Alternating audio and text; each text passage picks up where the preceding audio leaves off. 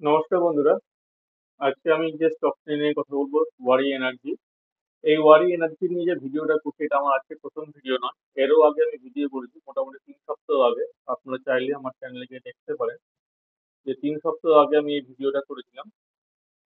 এবং সেখানে আমি দেখুন ৩,২25 বা ২৪ টাকা করে আমি কিনেছিলাম, 5টা স্টক আমি কিনেছিলাম। পরবর্তীকালে আমি এটা আরো অ্যাভারেজ করি, অ্যাভারেজ করে আমি মোটামুটি ৩,১২০-২৫ টাকায় এটা নিয়ে আসি। তো আজকে এটা ফার্স্ট টার্গেট অ্যাচিভ করেছে এবং আমি পার্শিয়ালি প্রফিট বুক করেছি।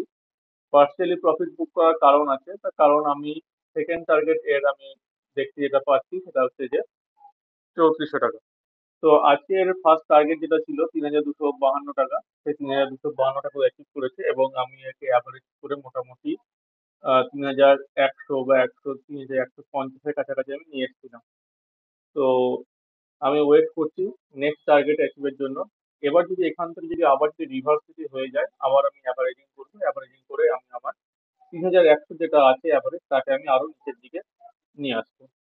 তো ভিডিওটা যদি ভালো লেগে থাকে, তো আপনারা অবশ্যই চ্যানেলটিকে সাবস্ক্রাইব করবেন, ভিডিওটা লাইক করবেন এবং শেয়ার করে দেবেন, যাতে অনেকে যাতে এই ভিডিওটা পেতে পারে।